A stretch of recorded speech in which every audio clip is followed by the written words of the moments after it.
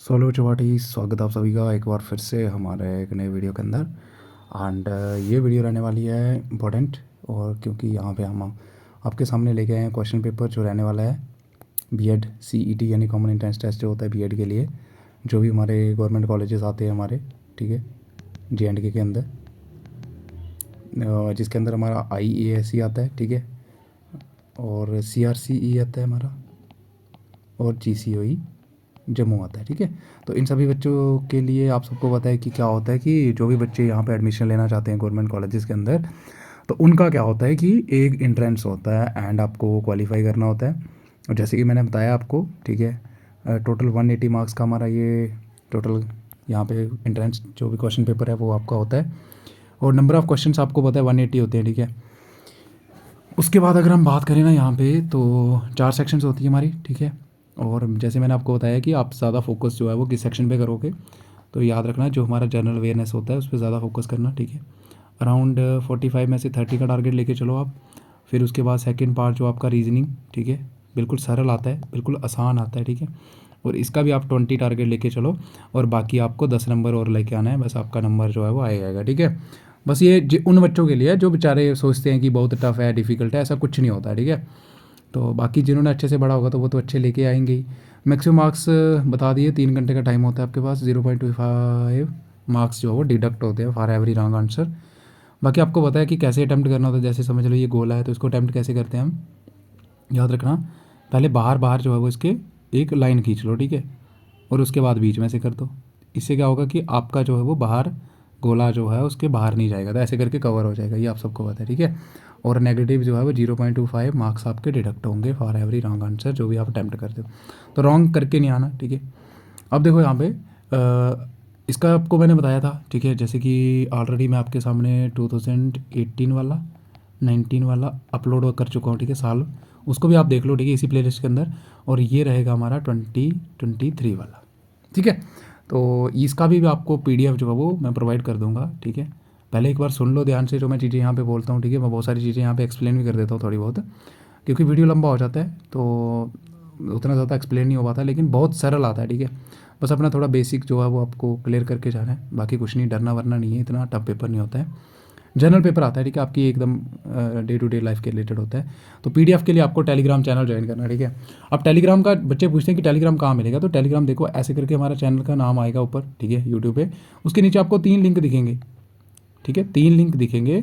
एक तो अपना जनरल वाला आ जाएगा, ठीक है, चैनल का नाम ही आएगा, और दूसरा जो है वो हमारा क्या आएगा, क्या आएगा, क्या आएगा, क्या आएगा, क्या आएगा दूसरा, सर दूसरा हमारा ना BED वाला आ जाएगा। तो BED वाला नहीं ज्वाइन करना है आपको, ना इग्नो वाला करना है, या आपको लर्न वाला कर लेना है, ठीक है, जो हमारा जनरल चैनल है वहाँ पे आपको इसकी PDF मिल जाएगी, या फिर BED वाला कर लो, ठीक है, वहाँ पे प्रोवाइड कर दूंगा मैं, मैसेज कर देना वहाँ पे, ठीक है। अब देखो द न्यू क्या है, आपको सूटेबल आइटम फ्रेज़ यहाँ पे यूज़ करनी है, ठीक है। तो ये देख लो, थोड़ा रिपीट होते हैं, ठीक है, मैं इतना बता देता हूँ।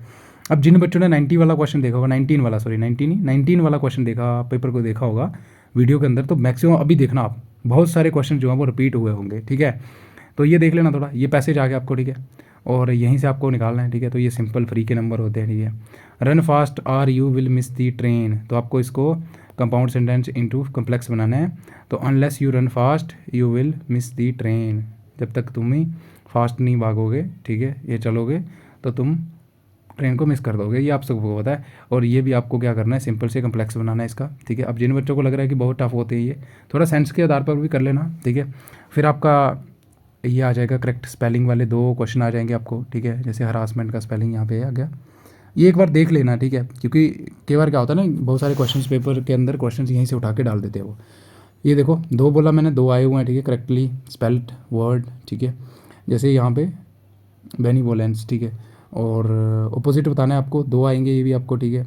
जैसे जेंडर जो हमारा एम्पीरियर होता है, इसका अपोजिट क्या होता है, इम्प्रेस होता है, ठीक है।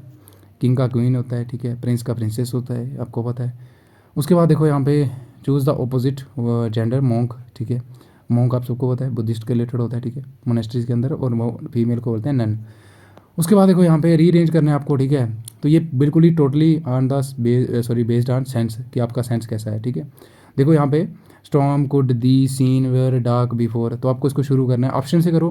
पहले storm were seen before the dark cloud, तो ये सेंस नहीं बन रही। फिर dark clouds were seen before the storm, तो यहाँ पे कहीं ना कहीं हमारा जो है वो सेंस बन रहा है, और साथ में आप देख सकते हो ऑप्शन के अंदर भी है। तो ऐसे करके मैच करने होते हैं ये, कोई भी अपनी यहाँ पे कोई साइकोलॉजी या फिलॉसफी नहीं लगानी है, ठीक है। सामने ऑप्शन दिख रहे हैं, बस वहीं से थोड़ा सेंस के आधार पर देखो कि कहाँ पे अच्छी से सेंस बन रही है, ठीक है।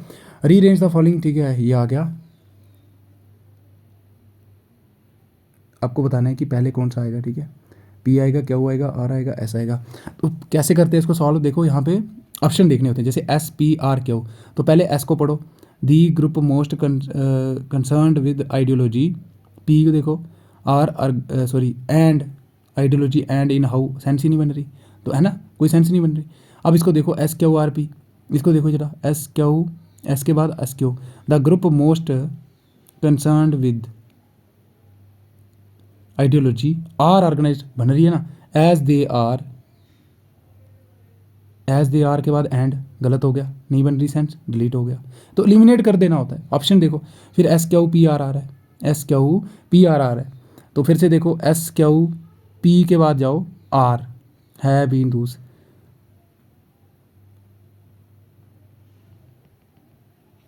तो ये भी सेंस यहाँ पे नहीं बन रही प्रॉपर। तो आप देख लो इसका ये आंसर होगा, ठीक है। थोड़ा ट्राई कर लेना, ठीक है।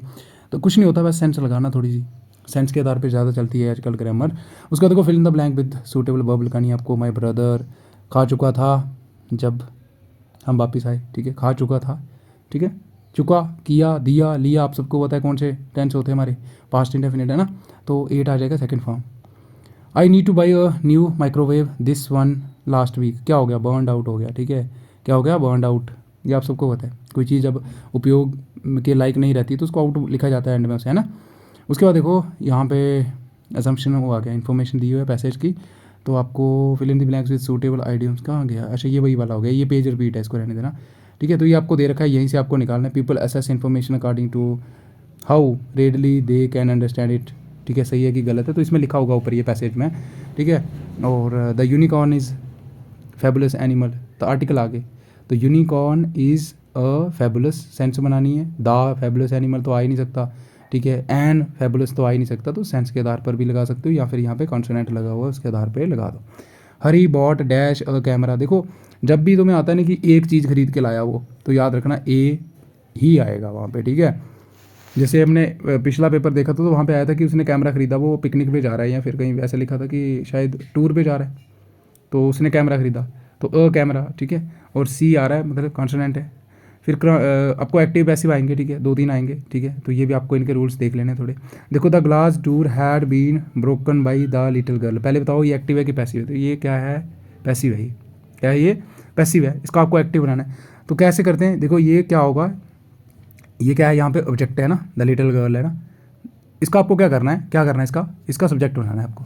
तो उठाओ इसको पीछे करो, दी लिटिल गर्ल। अब देखो मैंने बताया था कि जब भी हम, किसका है ये, हैड है ना, तो मतलब पास्ट परफेक्ट है, और जब पास्ट परफेक्ट का हम क्या करते हैं, पैसिव वॉइस बनाते हैं, तो उसमें क्या आता है, अगले वाले की हेल्पिंग वर्ब आती है। तो इसमें किसकी आ सकती है, देखो बीन आ रहा है, तो मीन अगले की आ रही है, पास्ट परफेक्ट कंटिन्यूस की आ रही है, तो इसका मतलब हमारा पीछे वाला होना चाहिए, मतलब परफेक्ट का लगना चाहिए। तो हैड यहीं पे आ रहा है, बाकी आप देख सकते हो हैज़ आ रहा है, ये वैसे एलिमिनेट हो गया, ठीक है। The little girl broken the glass, तो ये कौन सा आ गया, सेकंड आ गया, ये तो हो ही नहीं सकता, ठीक है, हो ही नहीं सकता, ठीक है। थर्ड फॉर्म आ रही है वैसे वर्ब की, तो ये भी नहीं हो सकता। The little girl broke the glass door, ये भी नहीं आ सकता, ठीक है। तो ऐसे करके आप एलिमिनेट कर सकते हो इनको, ये भी ऐसे भी थोड़ा दिमाग लगा सकते हो आप, ठीक है, कोई भी रटने की ज़रूरत नहीं है। ये भी वॉइस आ गया यहाँ पे, ठीक है। तो देख लेना, ऑप्शन लिख रखे हैं यहाँ पे। यंग वन क्या होता है, और यंग वन देख के जाना, ठीक है। 2-3 क्वेश्चन आते हैं यंग वन के, जैसे शीप का यंग वन को क्या बोलते हैं, हम लैम बोलते हैं, आप सबको पता है। एलिफेंट के काफ बोलते हैं, ठीक है। और उसके बाद देखो आपको क्या करना है कि डायरेक्ट इनडायरेक्ट भी आएंगे, 2-3 आएंगे, ये भी, ठीक है, 2 आएंगे, ठीक है। तो इनके भी थोड़े से रूल देख लेना। She remark that French was easy to learn, पहले मेरे को बताओ डायरेक्ट है कि इनडायरेक्ट है ये, तो ये ऑलरेडी इनडायरेक्ट फॉर्म है, आपको इसको डायरेक्ट करना है, ठीक है। तो वाज आ रहा है, मतलब क्या होगा कि ये चेंज हुआ है किस में चेंज हुआ है, ये पास्ट कंटिन्यूस में चेंज हुआ है, क्योंकि कंटिन्यूस की हेल्पिंग वर्ब आ रही है, यस आ रही है। तो ये किस में पीछे किसका बना होगा ये, सर ये बना होगा प्रेजेंट कंटिन्यूस का। तो देख लो कहाँ पे प्रेजेंट कंटिन्यूस की हेल्पिंग वर्ब है, यहाँ पे है, देखो इज आ रहा है, और कहाँ पे आ रहा है, यहाँ पे आ रहा है, इस कहीं नहीं आ रहा, यहाँ पे मस्ट आ रहा है, नहीं। तो ऐसे करके एलिमिनेट कर दो ना इनको। आई थिंक फ्रेंच वाज से वाज कैसे हो गया, है ना, वाज से वाज कैसे होगा? तो ये रूल होते हैं, आप सबको पता है कि जो हमारा प्रेजेंट कंटिन्यूस होता है, ठीक है, French is easy to learn. Ease आ रही है ना, मतलब कंटिन्यूस की हेल्पिंग वर्ब आ रही है, तो ये किस में होगी? पास्ट कंटिन्यूस में होगा, तो पास्ट में ही आ रहा है हमारा, वह बाज लग रहा है यहाँ पे, ठीक है। तो ऐसे करके आपको करना है, समझ आई? Choose the right option of the direct speech. देखो, he said that his mother was writing letters, तो आपका क्या है, ये इनडायरेक्ट है, आपको इसको क्या करना है, डायरेक्ट करना है, ठीक है। तो he said my mother is writing letters, ठीक है। देखो फिर से वाज आ गया, तो इज़ आपको पता है कंटिन्यूस से ही हमारा क्या होता है, पास्ट कंटिन्यूस का हेल्पिंग वर्ब लगता है। तो अब देखो, हैज़ बीन आ रहा है, डिडक्ट कर दो इसको, हैड बीन आ रहा है, एलिमिनेट कर दो, है बीन आ रहा है, एलिमिनेट कर दो। तो दिमाग लगाओ थोड़ा सा, हो जाएगा, इतना टफ नहीं है, ठीक है, शाबाश। अब देखो यहाँ पे choose the correct tag, you have clean the refrigerator today, ये रिपीट हुआ है, 19 के अंदर आया था ये, ठीक है। तो हैवंट यू, ठीक है। Choose the correct question tag, she never came again, did she, मतलब वो कभी वापस नहीं आया, क्या वो आया था, ठीक है। तो ऐसे अब क्वेश्चन यहाँ पे मार्क भी होगा इसके आगे, ठीक है, लगा हुआ है, ये इधर ही लगा दिया उन्होंने। Identify the degree of comparison in the following sentence, आपको डिग्री जो होती है, ठीक है, सबको पता है, सुपरलेटिव पढ़ी होंगी आपने, ठीक है, देख लेना उनको भी, ठीक है। She is the fastest girl in her class, अब देखो यहाँ पे कितनों के बीच में कंपैरिजन हो रहा है सर, यहाँ पे ना मोर देन 2 के बीच में कंपैरिजन हो रहा है। जब हम 2 के मोर देन 2 के बीच में कंपैरिजन करते हैं तो हमारी डिग्री आती है सुपरलेटिव। जब बिटवीन 2 यानी 2 चीज़ों के बीच में कंपैरिजन होता है तो कंपैरेटिव डिग्री लगती है वहाँ पे, ठीक है। और सुपरलेटिव लगती है, तो याद रखना सुपरलेटिव डिग्री के साथ एंड में क्या आता है, EST आता है, ये आप सबको पता है ना, EST आता है। तो फास्टेस्ट गर्ल है वो सारी क्लास में, ठीक है, एक बच्चे की तुलना हो रही, ठीक है, बाकी पूरी कक्षा के बीच में। और कंपैरेटिव अगर 2 होते हैं यहाँ पे, ठीक है, जैसे राम और शाम के बीच में सुंदर कौन है, तो इज़ ब्यूटीफुल है ना, ऐसे लिख सकते हैं आप, हैंडसम दैन, यहाँ फिर ऐसे करके, समझ आई आपको? तो सुपरलेटिव ये आपको देख लेना थोड़ा, ठीक है। उसके बाद choose the comparative form of bad, का कंपैरेटिव फॉर्म क्या होगा, तो वोर्स होगा जब हम कंपैरिजन करेंगे, ठीक है। और choose the word for the group of word, ये वन वर्ड सब्स्टिट्यूशन आ गया, 2 क्वेश्चन इसके भी आएंगे, ठीक है। तो ये देखो रिपीट हो गया फिर से, जो स्पेलिंग में बैड होता है तो उसको कैकोग्राफर बोलते हैं। और जो बहुत ज़्यादा बातें करता है, ठीक है, तो लोकेशियस बोलते हैं उसको, ठीक है। ऑप्टिमिज्म जो फ्यूचर को ब्राइट तरीके से देखता हो, ये आप सबको पता है, देख लेना इनके थोड़े मीनिंग, ठीक है। और सिनोनिम बताना है आपको कैस्टिटी का, ठीक है, तो प्योरिटी होता है इसका, ठीक है। और सिनोनिम बताना है जुबिलेंट का, ठीक है, जॉयफुल, वेरी वेरी इंपॉर्टेंट है ये, आई थिंक अभी JKSS का एग्जाम हुआ वहाँ पे भी आया था, तो ये चीज़ें होती है, वहीं से उठाते हैं जो PYQ के अंदर आए होते हैं पहले से, ठीक है। और the dash thing of all was that his son was rude to him, तो सबसे घटिया बात जो मेरे को लगी तो वोस्ट आ जाएगा, ठीक है। We saw dash animal at the zoo, तो मच तो आ नहीं सकता, मच किसके लिए लगता है सर, क्वालिटी के लिए, है ना। और मैनी आ जाएगा, ये फिर से रिपीट हुआ आई थिंक। और करेक्टली पंचुएटेड, ये देख लो थोड़ा, आइडेंटिफाई, इसका C ऑप्शन आ जाएगा, इसका देख लो यहाँ पे ये आ जाएगा। और मेमोरेंडम का जो आपको बताना है, क्या बताना है इधर, प्लूरल बताना है, तो इसका क्या होता है, मेमोरेंडा। फोकस का क्या होता है प्लूरल, तो फोकी, ये भी देख लेना थोड़ा।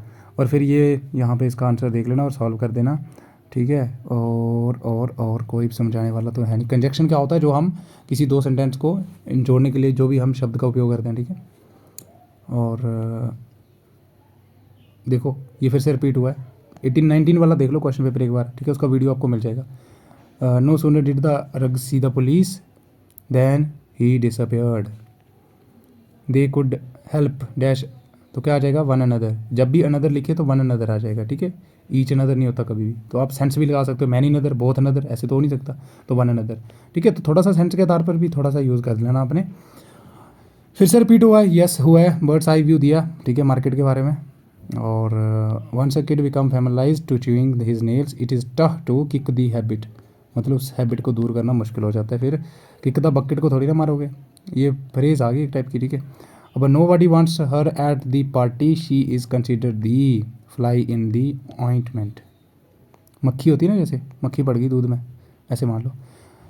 उसके बाद देखो जनरल अवेयरनेस, यानी दवाई में मक्खी पड़ गई, ऐसे मान लो, जनरल अवेयरनेस आ जाएगा, बहुत आसान आता है, ठीक है। जैसे पद्मा सचदेव कहाँ के थे सर, परमंडल के, ठीक है। और ये डोगरी जो होते हैं पोइट थे।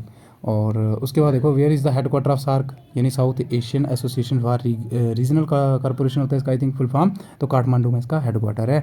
अब साउथ अफ्रीका जो है वो इंडक्टेड हुआ into brick, Brazil, Russia, India, China के अंदर, तो ये 5th बना था। टू फॉर्म ब्रिक्स बना था, तो कब हुआ था ये? 2010 के अंदर हुआ था, इंपॉर्टेंट है। और अभी जो है वो आप करंट अफेयर के अंदर देख के जाओगे, इजिप्ट सऊदी अरेबिया भी इसके अंदर ऐड होने वाले हैं। ऐड होने वाले नहीं, हो चुके हैं 1 जनवरी से, तो ये देख लेना थोड़ा सा, ठीक है।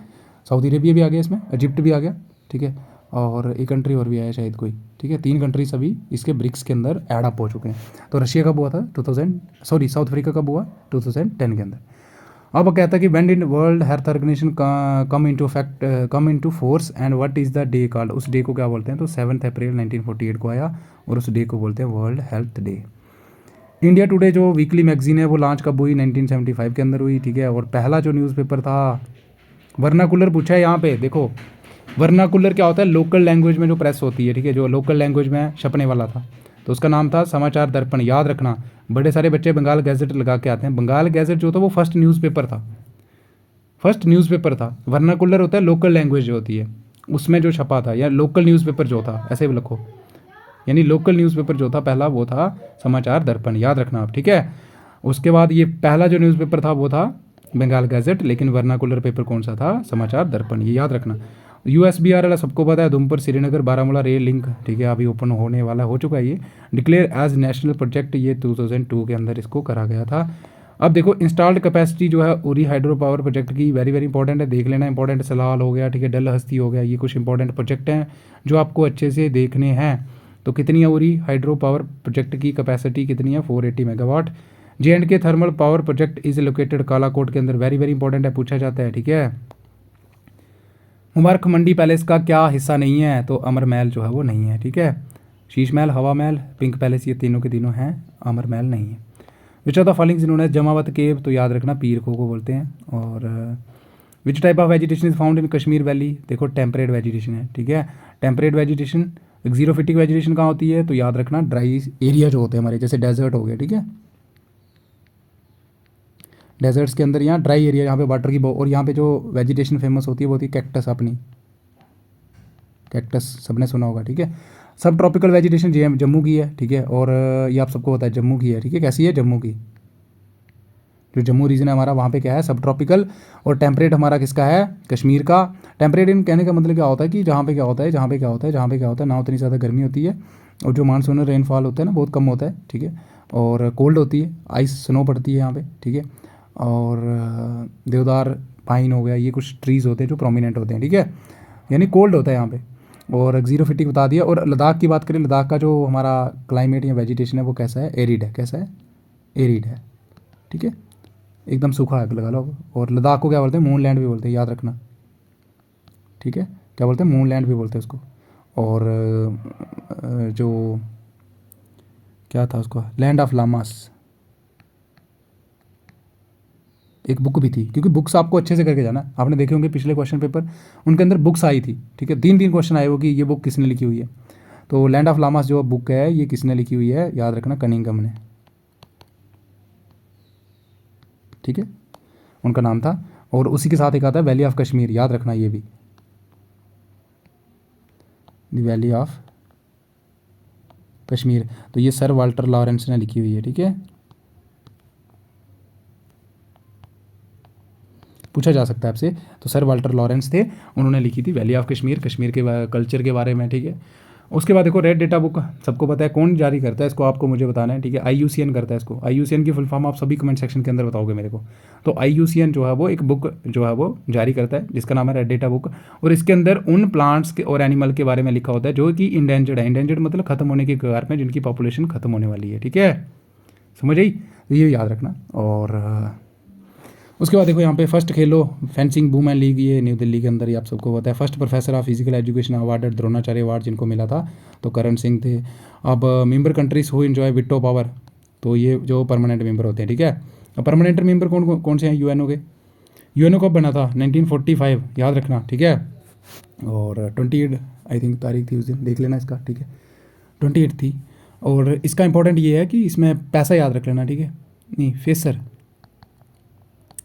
ठीक है, फेसर। अब इसकी फुल फॉर्म आप निकाल के आओगे, ठीक है, कि ये हमारे क्या हैं, ये हमारे परमानेंट मेंबर्स हैं। अब इनका मतलब क्या होता है ये आप सभी मेरे को बताओगे कमेंट सेक्शन के अंदर कि कौन कौन से परमानेंट है, पूछा जा सकता है आपसे, ठीक है। अब देखो which of the following country is elected as a non permanent member by the UN, इसको रहने दो, करंट अफेयर का ये।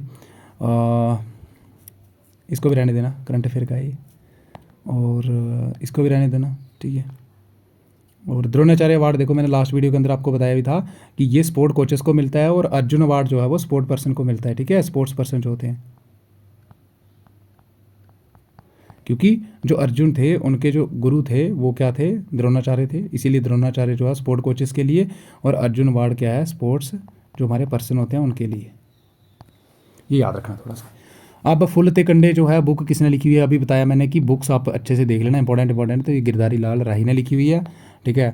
और जो कालिदास का मेघदूतम था ना, उसको कश्मीरी लैंग्वेज में किसने ट्रांसफ़र करा था, तो याद रखना जेनफिर खोखेर ने लिखा था, ठीक है, ट्रांसलेट करा था, ठीक है। और Indian constitution closely follow the constitutional system of UK, याद रखना उसका जो है वो सेम कॉन्स्टिट्यूशन है जो इंडिया का कॉन्स्टिट्यूशन है, ठीक है। और आर्टिकल 45 जो है हमारा डीपीएसपी का, इंडियन कॉन्स्टिट्यूशन प्रोवाइड, वो याद रखना, free and compulsory primary education. तो हमारा बेसिकली इसका ई क्या होती है, एलिमेंट्री एजुकेशन, नहीं, एलिमेंट्री नहीं, early childhood care and education, तो ECCE, ये याद रखना, ठीक है। अब इसको याद कैसे रखना है, देखो कि जो छोटे बच्चे होते हैं ना, ठीक है, छोटे बच्चे होते हैं ना, तो उनको क्या करना है, हमें देखभाल वगैरह करनी होती है, ठीक है। अभी तो nursery, pre nursery, LKG UKG होता है, आप सबको पता है। तो ये उसी के रिलेटेड था कि उनको हमें प्रॉपर केयर प्रोवाइड करनी है, ठीक है, और प्रॉपर एजुकेशन देनी है जो हमारे एलिमेंट्री स्कूल के अंदर बच्चे हैं। तो 4 to 5 ऐसे याद रखना, 4 to 5 ईयर के जो बच्चे हैं, तो आर्टिकल 45 डील करता है DPSP, और DPSP क्या होता है, directive principle of state policy. अब DPSP जो है हमारा, याद रखना, इसके साथ पार्ट कौन सा डील करता है हमारे इंडियन कॉन्स्टिट्यूशन का, तो याद रखना पार्ट नंबर 4, और टोटल आर्टिकल कौन सा है, 36 से लेके 51 तक, याद रखना, ठीक है। अब इनमें से इंपॉर्टेंट आर्टिकल मैं आपको बता देता हूँ, थोड़ा सा देख लो यहाँ पे, ठीक है, थोड़ा सा देख लो यहाँ पे, मैं लर्न करवाऊंगा मैं आपको, मैं ऐसे लिख के नहीं दूंगा आपको, मैं ऐसी ट्रिक बता दूंगा कि आपको अभी रटने की जरूरत नहीं पड़ेगी, ठीक है। तो देखो यहाँ पे 36 नॉट मच इंपॉर्टेंट, आपको 40 इंपॉर्टेंट रखना है, ठीक है। 40 कहता है कि पंचायत लगा लो, क्या लगा लो, पंचायत होनी चाहिए, क्या होनी चाहिए, पंचायत, ठीक है। उसके बाद आपको 45 याद रखना है, क्योंकि 45 के अंदर क्या है, एलिमेंट्री एजुकेशन फ्री होनी चाहिए और कंपलसरी होनी चाहिए अप टू 6 to 14 एज। अब देखो DPSP जो होते हैं नॉन जस्टिकेबल होते हैं, क्या होते हैं, नॉन जस्टिकेबल होते हैं, मतलब जैसे फंडामेंटल राइट होते हैं ना हमारे, तो फंडामेंटल राइट को अगर उल्लंघन हो रहा है तो तुम कोर्ट में जा सकते हो, सुप्रीम कोर्ट के पास जा सकते हो, ठीक है, तुम केस कर सकते हो कि मेरे यहाँ पे राइट्स जो है उनका उल्लंघन हो रहा है, जैसे तुम्हारे खिलाफ कहीं डिस्क्रिमिनेशन होगी, ठीक है। तो आर्टिकल 15 के अंदर लिखा हुआ है कि डिस्क्रिमिनेशन नहीं होनी चाहिए, ठीक है। तो अगर हुई तो तुम वहाँ पे जा सकते हो, मतलब जस्टिकेबल है, वो इन्फोर्सेबल बाई लॉ है, लेकिन DPSP नहीं है। तो इसीलिए इन्होंने क्या करा, पहले तो इन्होंने ये लिखा था DPSP के अंदर, ठीक है, कि आप जो है वो फ्री एंड कंपलसरी एजुकेशन दोगे और plus early childhood care and education भी दोगे बच्चों को, लेकिन इसको हम इन्फोर्स नहीं कर सकते क्योंकि DPSP है, नॉन जस्टिकेबल है। तो इन्होंने क्या कर दिया, फिर एक फंडामेंटल ड्यूटी भी बना दी हमारी, ठीक है। और फंडामेंटल ड्यूटी जो हमारी 11th थी, 86 अमेंडमेंट हुई थी 2002 के अंदर, तो उन्होंने 11th फंडामेंटल ड्यूटी यही डाल दी कि ये रिस्पॉन्सिबिलिटी है पेरेंट्स की कि अपने बच्चों को फ्री और कंपलसरी एजुकेशन प्रोवाइड करें, ठीक है, अप टू 6 to 14 एज तक। लेकिन फिर से again fundamental duties are also non justiciable, फिर से नॉन जस्टिकेबल है, मतलब enforceable, not enforceable by law. तो फिर उन्होंने बोला क्या कि हम ऐसा एक्ट बना देते हैं कि जिससे क्या होगा कि सबको एजुकेशन, तो RTE 2009 लेके आ गए, कब आया RTE, यानी राइट टू एजुकेशन एक्ट 2009, ये याद रखना, ठीक है। तो यहाँ पे कुछ इंपॉर्टेंट आर्टिकल बताया था, 40 पंचायत के रिलेटेड था, 45 6 to 14 था, उसके बाद कभी पूछा जाता है 47, तो ऐसे याद रखना। देखो 47 क्या होता है कि हमारे जो बुजुर्ग होते हैं, जैसे मम्मी पापा होते हैं, तो 47 एज होती है ना जब उनकी, तो वो थोड़ा क्या हो जाते हैं, एजिंग होना शुरू हो जाती है, आप सबको पता है ना, तो थोड़ा मतलब ओल्ड एज की तरफ जाना शुरू हो जाते हैं। तो हमें उनका प्रॉपर ध्यान रखना है, क्या कि उन्हें हमें इंटॉक्सिकेटेड सब्सटेंस होते हैं, यानी टॉक्सिक सब्सटेंस जैसे स्मोकिंग वगैरह ये नहीं करने देनी है। तो यही इसी के रिलेटेड है। 47 कहता है कि तुम्हें प्रॉपर न्यूट्रिशन प्रोवाइड करनी है, ठीक है, और प्रॉपर जो भी इंटॉक्सिकेटेड जैसे ड्रग अब्यूज़ है ये नहीं होना चाहिए। तो ये 47 आ गया, ठीक है, ये याद रखना। और उसके बाद क्या आ जाएगा 48 आर्टिकल, तो ये स्लाटर ऑफ काऊ पे बैन लगाता है, ठीक है, जो हमारी मिल्च ब्रीड्स होती हैं, ठीक है, और ड्राट जो ब्रीड्स होती हैं, ठीक है, DRAUGHT होता है, एक तो DROUGHT होता है सूखा, एक होता है DRAUGHT। ड्राट ब्रीड्स वो होती हैं जैसे जो हम काम करने के लिए यूज़ करते हैं एनिमल्स, जैसे भैंसा यूज़ करते हैं ठेला को आगे खींचने के लिए, घोड़ा हो गया, तो ये ड्राट ब्रीड्स होती हैं। मिर्च आ गई, और प्लस हमारी काऊ का स्लॉटर नहीं करना है। तो इसका कैसे याद रखोगे 4 to 8 कि 4 to 8 ये जो तुम जानवर मारे जा रहे हैं दिन में, इनको रोकना है। क्या 4 to 8, जैसे 4 to 5 था हमारा एलिमेंट्री के रिलेटेड, ठीक है, और 4 to 8 हमारा आ गया कि हमें स्लॉटर नहीं करना है, ठीक है, और 47 आ जाएगा हमारा कि ऐसे रख लेना कि अभी माँ बाप बूढ़े हो रहे हैं और हमें इंटॉक्सिकेटेड सब्सटेंस जो है वो उनको नहीं कंज्यूम करने देने हैं, जैसे टबाकू वगैरह हो गया, अल्कोहल वगैरह, ड्रग्स वगैरह, ये ऐसे मतलब ट्रिक है, ऐसे रियलिटी में होता नहीं है, ट्रिक है ये। और फिर उसके बाद आ जाएगा कि हमें उनको प्रॉपर न्यूट्रिशन हेल्थ पे ध्यान रखना है, तो ये 47 आर्टिकल आ गया। और 48 हो गया, ठीक है, और एक 44 वेरी वेरी इंपॉर्टेंट। अब देखो 4 दोनों सेम डिजिट है, तो ये हमारा है यूसीसी के रिलेटेड, क्या, uniform civil code, uniform civil code, ठीक है, क्या, यूनिफॉर्म सिविल कोड, याद रखना। देखो यूनिफॉर्म क्या होता है, एक जैसा, तो 4 दोनों सेम डिजिट है, यस, तो यूनिफॉर्म सिविल कोड के रिलेटेड हमारा 4। तो ये कुछ इंपॉर्टेंट आर्टिकल्स थे जो आपको डीपीएसपी के याद रखने। और इससे ज़्यादा कौन सा इंपॉर्टेंट है, और 44 हो गया, ठीक है, 45 हो गया, 46 नॉट मच इंपॉर्टेंट, 47 हो गया, 48 हो गया, और 49 भी इंपॉर्टेंट है। क्या है, 49 भी इंपॉर्टेंट है। 49 क्या कहता है हमारा कि जो भी हमारे मॉन्यूमेंट्स हैं, ठीक है, जो भी हमारे मॉन्यूमेंट्स हैं उनको हमें प्रोटेक्ट करना है, ठीक है। मॉन्यूमेंट्स जो होते हैं, आप समझते हो ना, मॉन्यूमेंट्स जैसे कोई ओल्ड हेरिटेज बिल्डिंग हो गया, ठीक है, तो ताजमहल हो गया जैसे, तो इनको हमें प्रोटेक्ट करके रखना है। मॉन्यूमेंट तो ऐसे याद रखना, जो भी 49 मॉन्यूमेंट हैं उनको प्रोटेक्ट करो, क्या, जो भी 49 मॉन्यूमेंट है उनको प्रोटेक्ट करो, याद हो गया, ठीक है। और 50 क्या बोलता है, 50 क्या बोलता है कि 50-50 कर दो। इसको देखो कैसे ट्रिक से याद रखना है कि 50-50 कर दो। क्या 50-50 कर दो, इन्होंने कहा कि जुडिशरी को एग्जेक्टिव से सेपरेट कर दो, JUDICIARY, जुडिशरी को सेपरेट कर दो, किससे, एग्जेक्टिव से। तो ये याद रख लेना, तो 50-50 कर दो, मतलब 50-50, समझ आए। तो 50 आर्टिकल कैसे है कि जुडिशरी को सेपरेट कर दो एग्जेक्टिव से, ये याद रखना, ठीक है। जुडिशरी जो होता है हमारा, जो सुपरवाइज करता है, कोई भी लॉ अगर इन्फोर्स होता है तो उसको सुपरवाइज करना जुडिशरी का काम होता है। एग्जेक्टिव जो है वो इंप्लीमेंट करता है कोई भी लॉ को, और बनाता कौन है, सर, लेजिस्लेचर बनाता है। ये आप सबने पढ़ा होगा जिनका पॉलिटिकल साइंस होगा, ठीक है। तो ये याद रखना, 50-50 कर दो। और 51 देखो, जब सारी कंडीशनें सेटिस्फाई हो जाएंगी, लास्ट आर्टिकल है हमें पता है डीपीएसपी का, तो 51 से हो जाएगा हमारे इंटरनेशनल रिलेशन अच्छे हो जाएंगे, तो मतलब इंटरनेशनल पीस के रिलेटेड आता है हमारा 51। तो ऐसे ट्रिक से याद रखनी होती है, कोई चीज़ रटना नहीं है, ठीक है, रटोगे तो भूल जाओगे फिर। अब मैंने बता दिया आपको 4 दोनों एक जैसे डिजिट है, यूसीसी के रिलेटेड है, क्योंकि यूनिफॉर्म सिविल, यूनिफॉर्म क्या होता है, एक जैसा। 48 मैंने बताया, जो 4 to 8 जानवर मारे जा रहे हैं दिन में, इनको रोकना है ना। 4 to 5 जैसे मैंने बताया, 45 तो ये था हमारा कि एलिमेंट्री के रिलेटेड था, एजुकेशन के। तो ऐसे करके कि जो 4 और 5 साल के बच्चे हैं उनको हमें ध्यान रखना है, यानी early childhood care and education provide करनी है, ठीक है, कर लोगे ना। और 49 की जो भी 49 हमारे मॉन्यूमेंट है उनको प्रोटेक्ट करना है। और कौन सा आर्टिकल है, 6 रहने दो तुम, 7 8 रहने दो, ठीक है। बाकी ये इंपॉर्टेंट चीज़ें थी, बाकी आपको कुछ नहीं करना है। तो ये आ गया हमारा कुछ इंपॉर्टेंट चीज़ें। अब आ जाओ यहाँ पे, ये हो गया हमारा, ठीक है। और 45 बता दी मैंने आपको, ठीक है। कहता है कि most of the tropical cyclone जो इंडिया में ओरिजिनेट होते हैं, याद रखना, बे ऑफ बंगाल से होते हैं ज़्यादातर, ठीक है। और फाइबर को, गोल्डन फाइबर किसको कहा जाता है, याद रखना, किसको बोलते हैं, जूट को। और सिल्वर फाइबर जो होता है हमारा कॉटन होता है, ठीक है। और रेयन जो होता है आर्टिफिशियल फाइबर होता है हमारा। और याद रखना, क्वेश्चन पूछा जाता है कि जो बुलेट प्रूफ जैकेट्स होती है वो किसकी बनाई जाती है, याद रखना, केवलार बोलते हैं इसको, केवलार ही बोलते हैं ना, CAVELAR, देख लेना एक बार, वेरीफाई कर लेना, आई थिंक केवलार बोलते हैं, ठीक है, CAVELAR।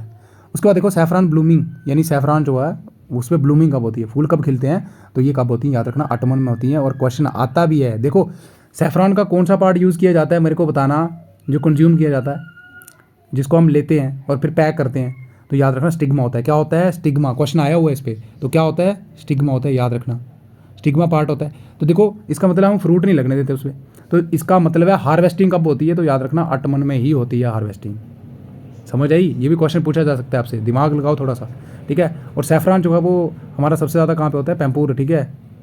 और एक दुस्सू विलेज है, ठीक है, कहाँ पे, दुस्सू विलेज है पैम्पूर के अंदर, दुस्सू विलेज है हमारा, ठीक है, जिसको सैफरान विलेज भी कहा जाता है। और पैम्पूर के अंदर जो है वो हमारा जो सैफरान पाया जाता है अच्छी क्वालिटी का।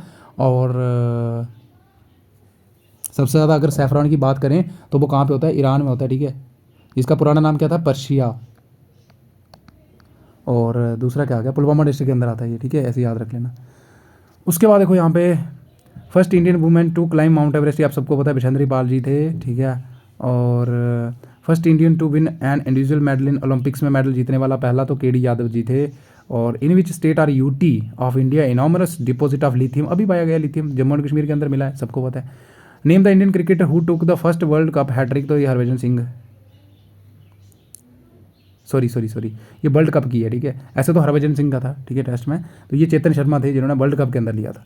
उसके बाद देखो चश्मे शाही गार्डन जो है वो बिल्ड करा गया था किसके द्वारा, ये भी आप मुझे बताओगे, तो 1632 में करा गया था, ठीक है, चश्मे शाही। और हमारे 3 ही मेन है, ठीक है, एक शालीमार आ गया, इधर जगह ही नहीं है बट मैं बता देता हूँ आपको क्या क्या है हमारे, एक शालीमार है, दूसरा क्या है निशांत है, और तीसरा क्या है चश्मे शाही, ठीक है। तो चश्मे शाही को किसने बनाया होगा, चश्मे शाही को किसने बनाया होगा, देखो ये जो थे 2, ये किसने बनाए गए थे, जहांगीर के द्वारा, ठीक है, याद रखना। बेसिकली जहांगीर के द्वारा ये शालीमार बनाया गया था, ठीक है, और अपनी वाइफ जो थी उनकी नूरजहां, उनके लिए। और निशांत जो था, ये जो जहांगीर की वाइफ थी नूरजहां, उनका भाई था आसफ खान, ठीक है, आसफ अली, तो उन्होंने बनाया था, ठीक है, निशांत बाग। और चश्मे शाही जो है वो किसने बनाया था, शाहजहां ने, शाहजहां ने बनाया था, ठीक है, याद रखना। और देख लेना एक बार, वेरीफाई कर लेना, लेकिन यही था, ठीक है, शाहजहां ने बनाया था चश्मे शाही, चश्मे शाहजहां, ऐसे करके ट्रिक बन रही है ना, शाही शाहजहां, शाही शाहजहां, ठीक है। और उसके बाद देखो यहाँ पे इंपॉर्टेंट एक और चीज़ क्या थी, मेरे को भूल गई, शालीमार हो गया, निशांत हो गया, हाँ निशांत मैंने बता दिया कि नूरजहां का जो भाई था, ठीक है, नूरजहां का भाई था जिसका नाम था आसफ, ASAF, ये थोड़ा देख लेना, ठीक है, आसफ अली, ठीक है, आसफ खान भी बोलते हैं उसको, तो उसने बनाया था, ठीक है। और चश्मे शाही हो गया, ठीक है, तो चश्मे शाही शाहजहां ने, ट्रिक से याद रख सकते हो आप, यस रख सकते हो। उसके बाद आ जाओ हमारे विच ऑफ द क्या बोला है, व्हाट वाज द अमाउंट, ये मैंने आपको लास्ट वीडियो के अंदर भी बताया था कि ट्रेटी ऑफ, जिसको हम क्या बोलते हैं, अमृतसर, ठीक है, कब हुई थी ये आप मुझे कमेंट सेक्शन के अंदर बताओगे, 1846 के अंदर हुई थी, ठीक है। और महाराजा जो गुलाब सिंह थे, ठीक है, उन्होंने जो है वो अंग्रेज़ों से ख़रीद लिया था JNK को 75 लाख नानकशाही रुपये जो थे, नानकशाही रुपये। और दूसरा इंपॉर्टेंट चीज़ ये है कि 86 के बाद हमारे जो महाराजा गुलाब सिंह थे उनका रूल कब तक चला, ये भी आपको पता होना चाहिए, ठीक है। तो मैं आपको एक ट्रिक बता देता हूँ, छोटी सी डेटें याद रख लेना, ठीक है। देखो जैसे मेरा नाम है रवि, ठीक है, तो मैं आपको एक सीक्वेंस बता देता हूँ कि कैसे याद रखना है कि पहला रूलर कौन था और उसका टेन्योर क्या था, डोगरा रूलर का। इतना ऐसे तो हिस्ट्री बहुत लंबी है, ठीक है, वीडियो हो जाएगी मेरी 4 घंटे की, लेकिन हम बता नहीं सकते पूरा। देखो ऐसे रखना है आपने, गुलाब रवि मेरा नाम है, तो प्रा रख लेना मेरे को, और गुलाब रवि प्रा है अपना, ठीक है, कर लोगे सभी, गुलाब रवि प्रा है अपना, ठीक है, मेरे को गुलाब ना लो, ठीक है, कोई बात नहीं। तो गुलाब सिंह आगे पहले, ठीक है, रणवीर सिंह आगे, प्रताप सिंह आगे, और हरि सिंह, ये 4 थे जो डोगरा रूलर थे। तो कैसे, गुलाब रवि प्रा है अपना, मैं को भाई बना लो, ठीक है। तो गुलाब रवि प्रा, प्रा किसको बोलते हैं, भाई को, है ना, प्रा है अपना। तो इसके बाद इसकी डेट कैसे याद रखोगे, तो इसका था 46 से लेके कब तक था, कब तक था 56, ठीक है, इसका देख लेना 56 ही था। और ये था 56 से लेके 85, ये था 85 से लेके 25 यानी 1925, और 1925 से लेके ये वही 1947 इंस्ट्रूमेंट ऑफ असेशन तक, ठीक है, महाराजा हरि सिंह का। तो ये टेन्योर आपको याद रखना है, ठीक है, रखोगे याद, तो ऐसे याद रखना। देखो शाली से लेके 56, 56 से लेके 85, 85 से लेके 25, 25 से लेके 1947 तक। फिर क्या हुआ यहाँ पे, इंस्ट्रूमेंट ऑफ असेशन हुआ था, इंस्ट्रूमेंट ऑफ असेशन, यानी इंडिया के हवाले कर दिया था कि हाँ अब तुम यहाँ पे करो जो करना है, ठीक है, किसने, महाराजा हरि सिंह ने। तो ये आपको क्वेश्चन भी आ सकता है कि इंस्ट्रूमेंट ऑफ असेशन जो है वो किसके द्वारा किया गया था, महाराजा हरि सिंह के द्वारा। और ट्रेटी ऑफ अमृतसर जो है वो गुलाब सिंह के द्वारा की गई थी, जिसके अंदर 75 लाख नानकशाही रुपीज़ से दिए थे अंग्रेजों को, ठीक है, और JNK को खरीद लिया था। उसके बाद देखो यहाँ पे एप्टीट्यूड फॉर टीचिंग प्रोफेशन आ गया, ठीक है। तो यहाँ तक आई होप कि आपको पता चल गया होगा। क्वेश्चन छोड़ दिए मैंने ना, छोड़ दिए मैंने, कहाँ पहुँचे थे हम, कहाँ पहुँचे थे हम, ठीक है, ये हो गया हमारा। अच्छा तो इसके बाद छोड़ो सॉरी उरी डैम जो है वो कौन से रिवर पे, तो ये झेलम रिवर के ऊपर है, याद रखना। Indira Sagar dam very very important है, मध्य प्रदेश के अंदर है, ठीक है, और नर्मदा रिवर के ऊपर है। और याद रखना नर्मदा और ताप्ती 2 ही वेस्टर्न फ्लोइंग रिवर हैं जो सबसे मेन है, और नर्मदा जो है सबसे बड़ी क्या है वेस्टर्न फ्लोइंग लार्जेस्ट रिवर है। उसके बाद देखो यहाँ पे काजीनाग नेशनल पार्क जो है वो सिचुएटेड है बारामूला के अंदर, ठीक है। और आप मुझे बताओगे कि काजीनाग जो नेशनल पार्क है किसके लिए फेमस है, मुझे बताओगे आप कमेंट सेक्शन के अंदर, ठीक है। उसके बाद आ जाएगा when did Dogri language got added into the 8th schedule of Indian constitution, तो वेरी वेरी इंपॉर्टेंट 2004 के अंदर इसको ऐड किया गया था। और जो हमारा 8th शेड्यूल है इंडियन कॉन्स्टिट्यूशन का, उसके अंदर 22 लैंग्वेजेस हैं, याद रखना ये भी, ठीक है। उसके बाद केमिकल नेम क्या होता है, विटामिन B12 का। तो आप सबको पता है 12 के अंदर क्या होता है, कोबाल्ट होता है, तो इसीलिए इसका नाम क्या आ गया, कोबालमाइन। क्या आ गया, कोबालमाइन, ठीक है, ये याद रखना। तो मैं इसके विटामिन की आपको ट्रिक भी बता देता, अगर आप छोड़ो, ठीक है। तो याद रखना कोबाल्ट होता है ना इसके अंदर, तो इसीलिए इसका नाम पड़ गया कोबालमाइन। थोड़े से बता देता हूँ जो इंपॉर्टेंट है, ठीक है, जगह नहीं है ना, बता देता हूँ मैं, कोई बात नहीं, 1 मिनट रुको, यहाँ पे है जगह। तो देखो ऐसे याद रखना आप, जो इंपॉर्टेंट है मैं बताऊँगा। अब देखो विटामिन जो हमारा सी होता है, क्या होता है, विटामिन सी, तो एस्कॉर्बिक एसिड, तो ये आप कर लोगे आसानी से, इसका नाम होता है एस्कॉर्बिक एसिड, ठीक है। ए एस्कॉर्बिक, सी की आवाज़ आ रही है, एस्कॉर्बिक एसिड हो गया, ठीक है। उसके बाद विटामिन जो हमारा डी होता है, विटामिन डी, तो डी से देखो, डी से कैसे याद रखना है, देखो डी क्या होता है हमारा, ये हमारा स्किन में बनता है, ठीक है। और जब भी किसी इंसान में विटामिन डी की कमी होती है तो उसको सन बाथ लेने को बोला जाता है। अब ये हमारी स्किन में बनता है, और स्किन में किसकी हेल्प से बनता है, कोलेस्ट्रॉल की हेल्प से, याद रखना ये, किसकी हेल्प से, कोलेस्ट्रॉल की हेल्प से। अब यहाँ पे इंपॉर्टेंट क्वेश्चन आ जाता है कि इसका केमिकल नेम क्या होता है, तो विटामिन डी याद रखना कैल्शियम बनाता है, बोन को स्ट्रांग करता है, तो इसका नाम होता है कैल्सीफिरोल। क्या होता है, कैल्सीफिरोल, रखोगे याद आप, कैल्शियम, ठीक है। और उसके बाद ई से याद रखना टोकोफिरोल, ठीक है, टोकोफिरोल। और क्या होता है, ABCDE हो गया, FGH होते नहीं है, और एक और होता था ना, के भी होता है, विटामिन के। तो विटामिन के का कैसे याद रखो, फाइलोक्विनिन, फाइलो, स्पेलिंग देख लेना इसका, ठीक है। तो फाइलो के आ रहा है ना, के आ रहा है ना, के की साउंड आ रही है क्यू से, तो के ऐसे याद रख लेना, ठीक है। तो ये आप सबको होता है, के जो है वो ब्लड क्लॉटिंग में हेल्प करता है, ई से स्टेरिलिटी हो जाती है, ठीक है। डी जो है वो बोन जो है वो वीक हो जाती है अगर विटामिन डी की कमी हो जाती है, ठीक है। बच्चों में रिकेटेसिस होता है, बड़ों में ऑस्टियोमेलेका होता है, एस्कॉर्बिक एसिड से स्कर्वी हो जाती है। ये थोड़ा सा देख लेना, इंपॉर्टेंट, क्या पता सिंपली क्वेश्चन पूछा जाएगा उससे। उसके बाद हम कहाँ पहुँचे थे, ठीक है, यहाँ तक हो गया, 1 मिनट रुकना अब।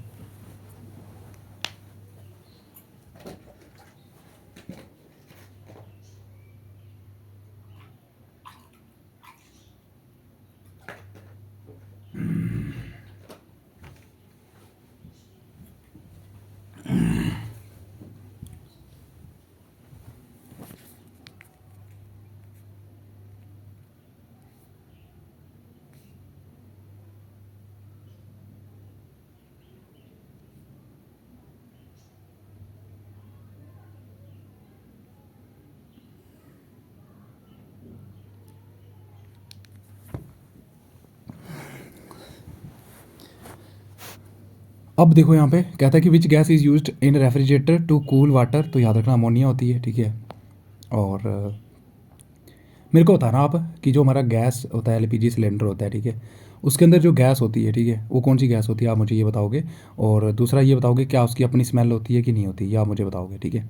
जैसे देखते हो ना आप, लीकेज होती है तो आपको एक स्मेल आती है, याद रखना जो हमारा LPG गैस होता है इसका कोई भी आडूर नहीं होता, आडूर क्या होते हैं, मतलब स्मेललेस होती है, इसकी कोई भी स्मेल नहीं होती। और इसमें क्या होते हैं कि ताकि इसका लीकेज का पता चल जाए, तो इसमें एक हम क्या डाल देते हैं, गैस डालते हैं जिसका नाम होता है इथाइल मिरासिप्टन, ये याद रख लेना थोड़ा सा, स्पेलिंग देख लिया करो आप, कोई बात नहीं, मिरासिप्टन, ठीक है, MERA, मैंने से गलत लिख दिया खुद ही, MERACYPTIN, स्पेलिंग देख लेना इसका थोड़ा, ठीक है। तो मिरासिपिटिन गैस होती है, ठीक है, इथाइल मिरासिपिटिन, तो उसको डाला जाता है जिसकी वजह से हमें स्मेल आती है, ठीक है, कि लीकेज हो रही है। अब देखो who was the first awardee of Rajiv Gandhi Khel Ratna award, जिनको पहले तो विश्वनाथन जी थे, और कंट्री वॉन द, इसको रहने दो, करंट अफेयर का है। एओलिन लैंड फॉर्म किससे बनते हैं, याद रखना, एओलिन मतलब हवा से, एयर से, तो एओलिन विंड से आगे। वाटर से क्या बनते हैं, अलूवियल, क्या बनते हैं, सब ने पढ़ा होगा, अलूवियल सॉइल बनती है। और फ्लड से वही हो गया, ठीक है। और ग्लेशियल डिपॉजिट होते हैं हमारे, जो ग्लेशियर से बनते हैं, ठीक है, ग्लेशियल बोलते हैं, GLACIEL। उसके बाद देखो यहाँ पे which is the largest plateau in India, सबसे बड़ा पठार तो डेक्कन प्लेट्यू है। उसके बाद लास्ट हिंदू रूलर कौन था, उदयन देव, याद कैसे रखोगे इसको, याद कैसे रखो, देखो उदयन का क्या मतलब, उदय क्या होता है, चढ़ना, लेकिन इसके साथ ही खत्म हो गया था हिंदू रूल, खत्म आ गई, ये समझ आई। देखो कैसे याद रखना है कि इन्होंने पूछा कि लास्ट हिंदू रूलर कौन था कश्मीर का, तो तुम बोलोगे उदयन देव। अब उदय का मतलब क्या होता है, चढ़ना, जैसे सूर्य उदय हो रहा है तो मतलब चढ़ना, लेकिन इसके साथ चढ़ा नहीं था, इसके साथ ख़त्म हो गया था हिंदू रूल। उल्टा कर लोगे, कर लोगे। इसकी वाइफ का नाम था कोटा रानी, ये भी याद रखना, ठीक है। क्या नाम था? कोटा रानी। अब ज़्यादा एक्सप्लेनेशन यहाँ पे ठीक नहीं रहेगी, 40 मिनट हो गए, अभी हमारी क्वेश्चन 89 हुए। उसके बाद देखो सदर रियासत कौन थे लास्ट, तो याद रखना कौन थे? करण सिंह। और आप मुझे बताओगे कि ये जो सदर रियासत है ना, आप मुझे बताओगे कि ये जो हमारी सदर रियासत टर्म है, इसको गवर्नर में कब कन्वर्ट करा गया था? गवर्नर में कब कन्वर्ट करा गया था? और पहले पीएम था, बाद में सीएम बोला गया, ये कब हुआ? एक ही डेट को हुआ, एक ही ईयर में हुआ। आप मेरे को बताओगे, डेट को नहीं, ईयर को, ठीक है। अब एप्टीट्यूड फॉर टीचिंग प्रोफेशन देख लो यहाँ पे। डिस्ट्रिक्ट लेवल पे सबको पता है क्या होती हैं? डाइट्स होती हैं, district institute for education and training, सबको पता है जी, पता है जी। तो SCRT आपको पता है, ठीक है, स्टेट, और IASE institute of advance studies in education. SCRT होता है, NCT होता है, और तीसरा NCRT होता है, ये आप सबको पता है। और डाइट जो है वो डिस्ट्रिक्ट लेवल पे जो है वो चीज़ें देखती हैं, और ज़्यादा इनका किस पे फोकस होता है? प्री प्राइमरी जो हमारे टीचर होते हैं, ठीक है, और एलिमेंट्री स्कूल के जो टीचर होते हैं उनके लिए इन सर्विस बहुत सारे प्रोग्राम ट्रेनिंग कंडक्ट करवाना, ठीक है। उसके बाद कहता है कि school can be called as a social agent because, क्यों बोल सकते हैं? क्योंकि यहाँ पे नॉलेज के साथ साथ यानी जो भी बुकिश नॉलेज होती है उसके साथ साथ ट्रेडिशंस और वैल्यूज़ भी सिखाई जाती हैं, बच्चों को इम्पार्ट की जाती हैं, ठीक है, प्रदान की जाती है उनको। उसके बाद कहता है which one of the following can not be a teaching strategy in context of student. तो माइक्रो टीचिंग जो है, ये मैंने आपको बताया था, देखो मैंने आपको बताया था लास्ट वीडियो के अंदर, जिन्होंने देखा होगा मैंने पूरा माइक्रो टीचिंग समझाया था आपको, साइकिल क्या होता है, माइक्रो टीचिंग। और मैंने वहाँ पे बोला था कि ये कोई पढ़ाने का तरीका नहीं है, ये क्या है? एक ट्रेनिंग की टेक्निक है। क्या है ये? एक ट्रेनिंग की टेक्निक है, याद रखना, ट्रेनिंग की टेक्निक है। इसमें जो होता है हमारा प्रोस्पेक्टिव पीपल टीचर होता है, उसको ट्रेन किया जाता है। क्या किया जाता है? उसको ट्रेन किया जाता है, उसके अंदर स्किल्स जो है वो इनकलकेट की जाती हैं, कल्टीवेट की जाती हैं, ठीक है, ताकि वो जब रियल क्लासरूम के अंदर जाए तो वो अच्छे से बच्चों को पढ़ा सके। तो ये होता है माइक्रो टीचिंग। और माइक्रो टीचिंग जो होता है हमारा, यहाँ पे कितने बच्चे होते हैं? 10 से लेकर 12 तक बच्चे होते हैं, 5 to 7 मिनट का आपके पास समय होता है, याद रखना। और जो माइक्रो टीचिंग होता है ना, साइकिल, एक बार वीडियो देख लो अपना पुराना, ठीक है, वीडियो लंबा हो जाएगा ये वाला, ठीक है। अब देखो यहाँ पे which of the following is not a nature of teaching profession learner oriented. तो कौन सा? तो याद रखना, helping in obedient to the government, ठीक है। Learner centre teaching means, learner centre मतलब बच्चे के हिसाब से, तो इसमें आ जाएगा कि बच्चे को पूरी अपॉर्चुनिटी दी जाती है to construct knowledge and teacher is a guide in the learning process. यानी यहाँ पे टीचर जो है वो नॉट एन एडुकेटर, बल्कि यहाँ पे क्या होता है? गाइडर होता है। क्या होता है? गाइडर, गाइड बोल सकते हो, teacher act as a guide. क्या करता है यहाँ पे? टीचर गाइड करता है, ठीक है, और बच्चा अपने हिसाब से सीखता है, वही होती है लर्नर सेंटर। जैसे प्रोजेक्ट मेथड हो गया, ठीक है, बच्चे को प्रोजेक्ट दिया जाता है, टीचर उसको सिर्फ गाइड करता है, बाकी बच्चा सोल्यूशन खुद निकालता है। Learning is a continuous process from, sir, cradle से लेके बर्थ, यानी बर्थ से लेके ग्रेव तक, कबर तक। तो ये याद रखना, ठीक है। और ये पिछले साल भी क्वेश्चन आया हुआ था। In teaching which of the following is a challenge for teacher के लिए, क्या चैलेंज है? तो टीचिंग लर्निंग इंजॉयबल बनाना बहुत मुश्किल कार्य होता है, ठीक है। Question paper banana not a difficult task. Evaluate करना, इवेल्यूएट मतलब मूल्यांकन करना कि बच्चों ने कितना सीखा, तो ये भी मुश्किल नहीं है ना। आप क्वेश्चन पेपर सेट करो, पूछो और सॉल्व कराओ बच्चों से। और मेंटेन डिसिप्लिन रखना भी कोई मुश्किल बात नहीं होती है, लेकिन जितना मुश्किल क्या होता है कि उसको इंजॉयबल बनाना, कि बच्चे इंजॉय करें, उनको बर्डन ना लगे, ऐसे ना लगे कि जैसे हमें इससे ज़बरदस्ती करवाया जा रहा है। समझ आई? अब देखो यहाँ पे which type of teaching aids are mostly useful in social science में है। तो सोशल साइंस में सर AV एड्स का यूज़ किया जाता है, यानी audio visual aids. Audio aids वो होते हैं जिसको हम सुन सकते हैं, ठीक है, क्या कर सकते हैं? सुन सकते हैं। और विजुअल जिसको हम देख सकते हैं, और ऑडियो विजुअल दोनों का कॉम्बो आ गया, मतलब ऐसी टीचिंग एड्स जिनको हम देख भी सकते हैं, सुन भी सकते हैं, ठीक है, याद रखना। तो ये सोशल साइंस पढ़ाने में हमारा ऑडियो विजुअल एड्स जो है वो ज़्यादा उपयोग होता है, ठीक है। जैसे आपको ग्लो पढ़ाना है तो सिंपली आप जो है वो एटलस, आजकल ऑनलाइन इतने ज़्यादा सॉफ्टवेयर चल पड़े हैं ना। उसके बाद कहता है कि which domain of objectives is not being evaluated through our present system of examination. तो अफेक्टिव जो डोमेन होता है, अफेक्टिव मतलब इमोशनल डेवलपमेंट, वो नहीं हम देख सकते। हम एग्ज़ाम कंडक्ट करते हैं बच्चे के, उसको बोलते हैं कि ये क्वेश्चन लिख, आंसर लिख, नंबर ले और निकल, यही बोलते हैं। तो इससे हमारा जो उसका इमोशनल जो इफेक्टिव क्या होता है, यही होती है भावनात्मक जो उसके अंदर विकास है, वो हम कैसे पता कर पाते हैं? वो नहीं कर पाते हैं, ठीक है। उसके बाद कहते हैं विच of the following is the nature of curriculum. Curriculum यानी पाठ्यक्रम जो होता है हमारा, उसका कैसा नेचर है? तो कंजर्वेटिव होता है, यस होता है, क्रिटिकल होता है, यस होता है, क्रिएटिव, यस। मतलब कोई नई नई चीज़ें, ठीक है। कंजर्वेटिव होता है, क्रिटिकल भी होता है कि कहीं पे कहीं बच्चों को कुछ क्रिटिक्स यानी क्या बोलते हैं उसको हम, तार्किक सोच जो है वो लगानी पड़ती है, ठीक है। क्रिएटिविटी आती है, यस आती है, नई नई चीज़ें ऐड होती हैं, ठीक है। जैसे जैसे करी हमारी डिमांड ऑफ सोसाइटी चेंज होती है तो वैसे वैसे हम उसमें क्रिएटिविटी भी ऐड अप करते हैं कि बच्चे जो है वो कुछ क्रिएटिव चीज़ें करें, ठीक है। इनोवेशन ऐड अप करते हैं उसमें। Importance of the curriculum in the system of education just like a constitution in a country. तो सबको पता है कि बिना करिकुलम के हमें पता कैसे चलेगा कि हमें क्या करवाना है क्या नहीं करवाना है। याद रखना, सिलेबस और करिकुलम में क्या फ़र्क होता है, कोई बताएगा मेरे को बताना आप इस वीडियो के कमेंट सेक्शन में, ठीक है। और जब मैं नेक्स्ट पेपर जो है वो आपके सामने लेके आऊँगा ना, 2016-17 बचे हैं, वो मैं आपको शेयर कर दूँगा, तो वहाँ पे मैं कर दूँगा डिस्कस, ठीक है। करिकुलम क्या होता है और सिलेबस में अंतर क्या होता है, देखो बता देता हूँ मैं सी। सुनो, करिकुलम क्या होता है, करिकुलम आता है कि होल हर्टेड एक्टिविटीज़ आती हैं इसमें ये नहीं आता। देखो सिलेबस होता है जस्ट कि आपको क्या पढ़ाना है क्लास के अंदर, समझ आई, क्या पढ़ाना है क्लास के अंदर, आपको प्रैक्टिकल करवाना है, ये सारा मतलब सब्जेक्ट रिलेटेड। लेकिन करिकुलम जो है वो इतना बड़ा होता है, इसके अंदर हमारी यानी सिलेबस के साथ साथ को करिकुलर एक्टिविटीज़ भी आती हैं, गेम्स, स्पोर्ट्स, डिबेट्स, ये सारी चीज़ें आती हैं, ठीक है। समझ आई, मॉर्निंग प्रेयर कंडक्ट करवाना, ठीक है। तो ये होता है हमारा करिकुलम यानी पाठ्यक्रम। पहले जो था करिकुलम को ही सिलेबस बोलते थे, ठीक है, यानी सिलेबस को ही करिकुलम बोलते थे। लेकिन अब करिकुलम जो है वो एक ब्रॉड टर्म है, कॉम्प्रिहेंसिव टर्म है। तो जैसे कि कॉन्स्टिट्यूशन यानी संविधान की ज़रूरत होती है कंट्री में, वैसे ही हमारे पाठ्यक्रम की ज़रूरत होती है एजुकेशन यानी शिक्षा के इस सिस्टम में। The term pedagogy means, sir pedagogy होती है आर्ट ऑफ टीचिंग, तो भैया आ गया टू लीड द चाइल्ड, ठीक है, बच्चे को कैसे लेके जाना है आगे।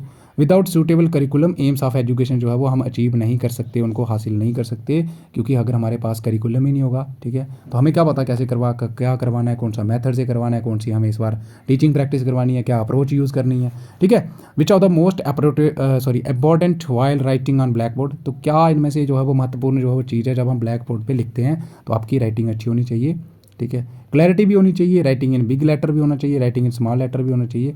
लेकिन मोस्ट इंपॉर्टेंट क्या है, तो आपकी राइटिंग अच्छी होनी चाहिए। ऐसे मत लिखना जैसे मैं लिखता हूँ यहाँ पे, ऐसे मत लिखना कि आप पढ़ी ना वो, ठीक है, कोई बात नहीं। The role of dash in the learning process of children should play a proactive role. तो किसका रोल जो है अधिगम में, ठीक है, जो प्रोसेस होता है बच्चे का, ठीक है, should play a proactive role, तो पेरेंट्स होते हैं हमारे, ठीक है।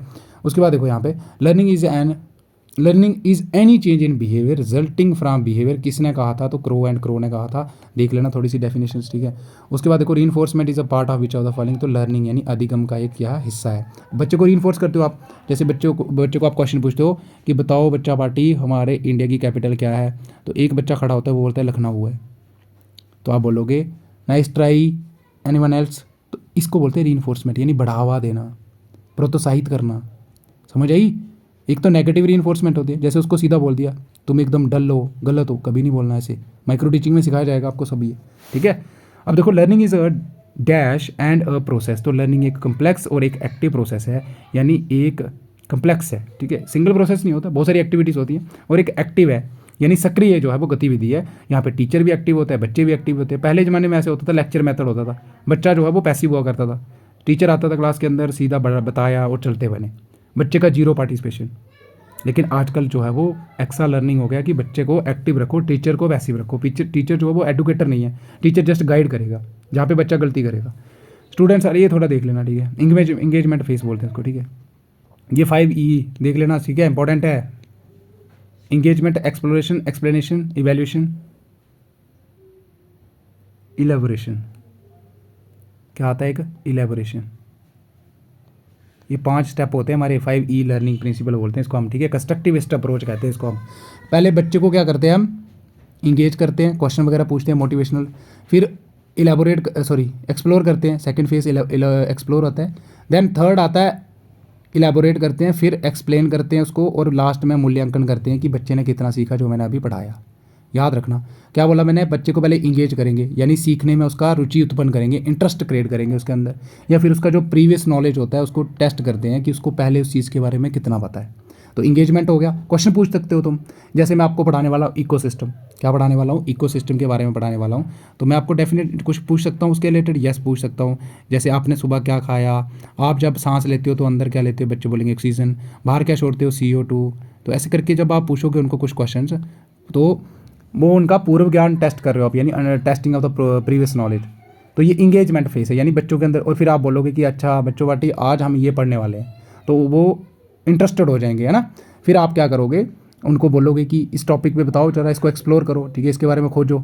फिर आप इलेबोरेट करोगे थोड़ा सा और चीज़ों को जो है वो डिटेल के अंदर बताओगे, देन एक्सप्लेन भी करोगे और लास्ट में इवेल्युएट करोगे, यानी उनको कुछ क्वेश्चंस या पूछोगे, मोटिवेशन नहीं सॉरी क्वेश्चन पूछोगे, तो ये आ जाएगा इवेल्यूशन यानी मूल्यांकन। अब देखो कहता है विच ऑफ द पाइवेटल स्टेप होता है इन द एक्सपेरिमेंटल लर्निंग, तो ये देख लेना, प्रोसेसिंग जो होती है हमारी, ये भी देख लेना इसका, ठीक है। ट्रांसफर ऑफ लर्निंग होता है, आप सबको पता है, एंड इसका भी देख लेना, ये आंसर है इसका। Technique use by teacher to teach includes, सारे के सारे आते हैं। इंटरेक्टिव लेक्चर यानी ब्लैक बोर्ड सॉरी जो आजकल चढ़े हमारे डिजिटल बोर्ड्स। ग्रुप वर्क भी होता है, सेल्फ स्टडी भी होती है, या सारे होते हैं। अब 2 हो रहे हैं यहाँ पे, तो तीसरा भी तो होगा, ठीक है।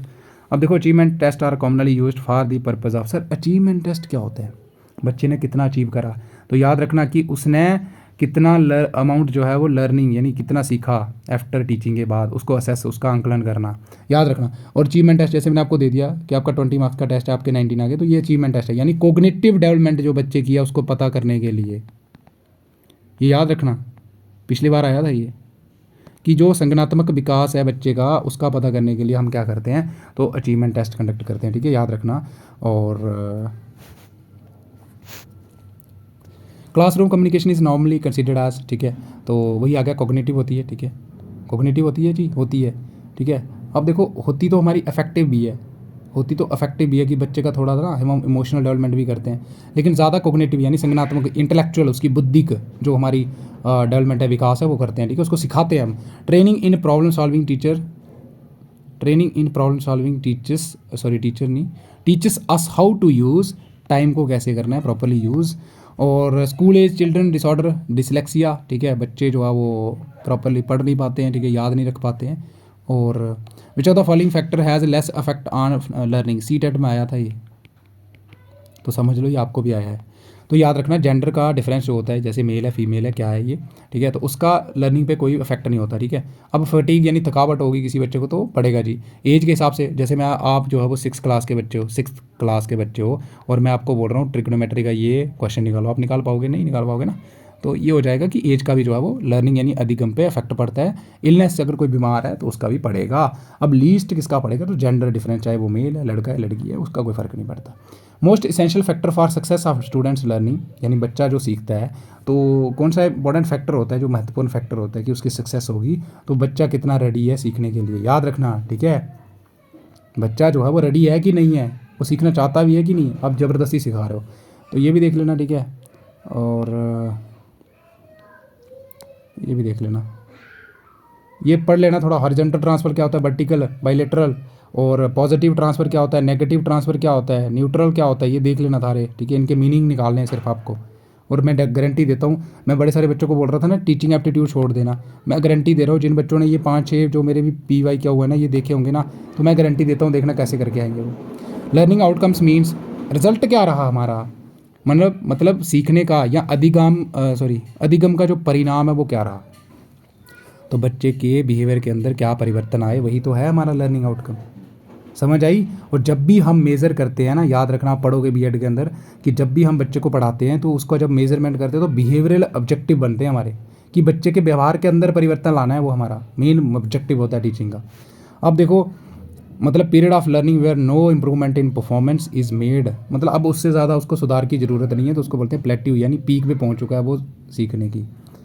उसके बाद देखो यहाँ पे which of the following does not fit into the scheme of education goals of the idealists, तो केयर ऑफ बॉडी ये नहीं आएगा यार, ठीक है। मॉरल वैल्यूज सिखानी है, नैतिकता की भावना, सेल्फ एक्सप्रेशन और स्किल्स डेवलप करनी है, कौशल। और who said no fixed aims of education and no values in advance, तो किसने कहा था, प्रोग्रेसिव एजुकेटर जो हमारे होते हैं, तो ये भी देख लो इसका। Most effective method of character formation, तो रिवार्डिंग कर दो, ठीक है। उसके बाद what is the main purpose of punishment to student, तो reform the offender. Education process which one is evaluated, तो हमारे ये सारी की सारी चीज़ों का आंकलन किया जाता है, क्या हमारे एम जो हैं वो सेटिस्फाई हो रहे हैं, हम अचीव कर पा रहे हैं जो भी हम मेथड यूज़ कर रहे हैं पढ़ाने का, क्या जो हमारा कंटेंट है वो बच्चे की नीड के हिसाब से है या हमारे लिए यूज़फुल है, according to the need of society है या according to the current trend in the society उसके हिसाब से है या नहीं, तो उसका आंकलन करना भी ज़रूरी होता है। अगर वो नहीं है तो फिर हम उसको अपडेट करते हैं, समझ आई। जो हम मेथड यूज़ कर रहे हैं, देखो जैसे क्लास के अंदर 10 बच्चे हैं, तो 8 को समझ आ रही है, 2 को नहीं आ रही, तो मैं अपने मेथड का इवैल्यूएशन करूँगा कि इनको क्यों नहीं आ रही, फिर मैं उस हिसाब से अपनी स्ट्रैटेजी मेथड चेंज कर सकता हूँ। तो सबका इवैल्यूएशन होता है, याद रखना, ठीक है। कंटेंट का होता है, टीचिंग एड का होता है, समझ आई। तो हर चीज़ जो भी आती है उसका आंकलन जरूरी होता है। आंकलन मतलब पता लगाना कि कितना ये जो है वो इफेक्टिव है हमारे इस गोल को अचीव करने में, एम को या ऑब्जेक्टिव को अचीव करने में हेल्प कर रहा है। The education in which one can earn and learn together, याद रखना, नॉन फॉर्मल एजुकेशन होती है हमारी। फॉर्मल एजुकेशन मैंने बताया था क्या होती है, जो प्रॉपर सेटअप यानी स्कूल के अंदर होती है, जैसे फॉर एग्जांपल प्रॉपर करिकुलम होता है यहाँ पे, ठीक है, और प्रॉपर टीचर्स होते हैं। और इनफॉर्मल यानी आप कहीं पे भी, जैसे सोसाइटी के अंदर कोई बोर्ड लग गया, वहाँ पे सीख रहे हो आप, ठीक है, तो यहाँ पे कोई पर्टिकुलर कोई करिकुलम नहीं होता, कोई पर्टिकुलर टीचर्स नहीं होते, कोई पर्टिकुलर आपको टाइम टेबल नहीं होता। फिर कहता है which of this is an education institution resource, तो यूनिवर्सिटी आप सबको पता है। School as an agency of education, उसका जो है वो फंक्शन नहीं है। तो giving definite solution to the religious problem, क्या धर्म के रिलेटेड प्रॉब्लम को बताता है क्या? नहीं। आर्टिकल आर्टिकल आर्टिकल मेरे को बताना कौन सा है जिसके अंदर लिखा है कि तुम अपने रिलीजियस के रिलेटेड जो है वो मतलब ज्ञान जो नॉलेज है इम्पार्ट कर सकते हो इन सर्टन इंस्टीट्यूशन के अंदर। आर्टिकल बताना है, फंडामेंटल राइट के अंदर आता है, मेरे को आप आर्टिकल बताना है ये। तो ये है जनाब हमारा आर्टिकल नंबर 27 नहीं है 28। कौन सा आर्टिकल है? 28, याद रखना, ठीक है। 27 के अंदर वो आता है हमारा कि टैक्स पे करते हैं हम for the propagation for the promotion of our religious, ठीक है। तो ये देख लेना, थोड़े फंडामेंटल राइट्स देख लेना आर्टिकल, ठीक है।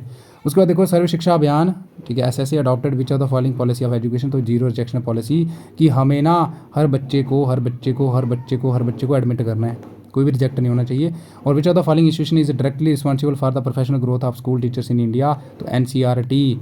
और स्टेट पे अगर पूछ देते तो एससीईआरटी, ठीक है। और नेक तो आप सबको पता है ये स्कूल इंस्टीट्यूशन को ग्रेडिंग वगैरह देता है ना। उसके बाद ये आप रीजनिंग है, ठीक है, तो बताने की ज़रूरत नहीं है, ये सॉल्व मैंने कर रखा है, ठीक है, इनके आंसर मैंने मार्क कर रखे हैं, बस आप सिंपली इनको एक बार ट्राई करो, सॉल्व करो, ठीक है। वीडियो लंबा हो गया, दैट्स वाई अब मैं इनको आपको एक्सप्लेन नहीं करूँगा। जो था मेरे को लगता था टीचिंग एप्टीट्यूड थोड़ा था, तो मैंने आपको बता दिया, ठीक है। जैसे टिशू की स्टडी क्या होगी, तो मार्फोलॉजी होती है एक्सटर्नल की स्टडी अपेयरेंस की, तो ये तो गलत हो गया। टिशू की स्टडी होती है हिस्टोलॉजी, ठीक है, HISTOLOGY। अब देखो डिजीज़, तो एपिडेमियोलॉजी होती है, यहाँ पे फिजियोलॉजी लिखा है, ठीक है। इंसेक्ट की स्टडी को एंटामोलॉजी बोलते हैं, यस सही है। अब वॉर्म की स्टडी को तो ये तो नहीं बोलेंगे, ऑर्निथोलॉजी होती है स्टडी ऑफ बर्ड्स, साइटोलॉजी होती है स्टडी ऑफ सेल, तो ये लिख रखा है, ठीक है। तो ये कर लेना थोड़ा। और उसके बाद क्या है, ये थोड़ा देख लो यहाँ पे, ठीक है। ये सारे के सारे क्लियरली विजिबल हैं आपको, क्वालिटी बढ़ा के देख लो थोड़ा अगर नहीं दिख रहा है आपको, ठीक है। बहुत आसान आता है, देखो यहाँ पे स्टेटमेंट कंक्लूजन के क्वेश्चन आ जाते हैं आपको, कोडिंग डिकोडिंग तो आपको बहुत सारे क्वेश्चन आ जाएंगे आपको, नंबर सीरीज़ के क्वेश्चन आ जाएंगे, ब्लड रिलेशन क्वेश्चन आ जाएंगे, ठीक है।